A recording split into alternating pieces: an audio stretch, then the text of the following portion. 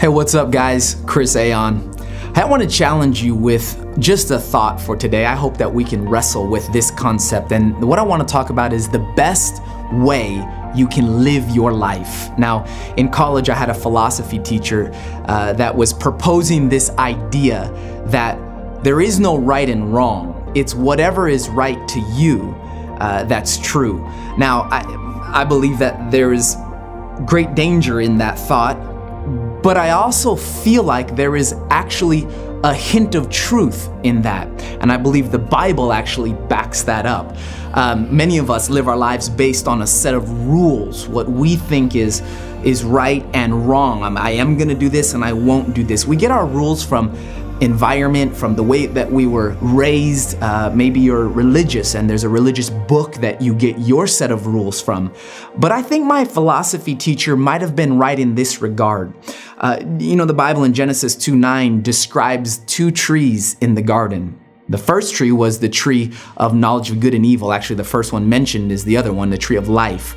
And then the second tree was the knowledge of good and evil. Do you guys realize that God didn't say not to eat from the tree of life? He only said, don't eat from the tree of the knowledge of good and evil, because God knew if you began to live your life on sets of what's right and what's wrong, that there would constantly be attempts, failure, and then a coping mechanism so you could deal with failure, because you're never gonna be good enough, you'll never match up. Y'all ever feel like that? You're just never good enough?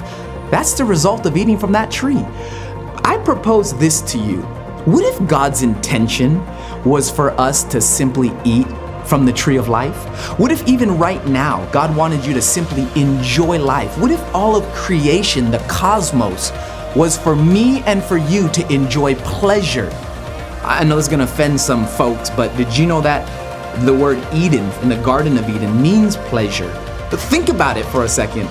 The whole reason why God threw stars in the billions and trillions, the reason why we enjoy each other is because God's a good God and He wants us to enjoy life. But unfortunately, we're gonna spend 70 or 80 years of our lives trying to live in these rigorous, this is right and this is wrong. I'm gonna leave you with this one thought. Do you realize that in your born again spirit, when you come to, let's say, when you come to know Jesus, do you realize that when you know that you're accepted by God, that you're His creation, that He fancies you more than anything else in this universe, do you realize that when you know you're the righteousness of God in Christ, when you trust Jesus, do you realize that you'll live right on accident more than you can ever by living by a set of rules?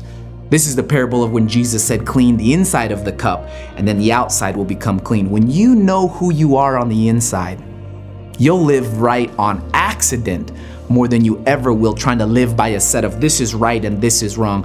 I hope that this challenges your thought. You may fight against me or rail against it, but let me just tell you something.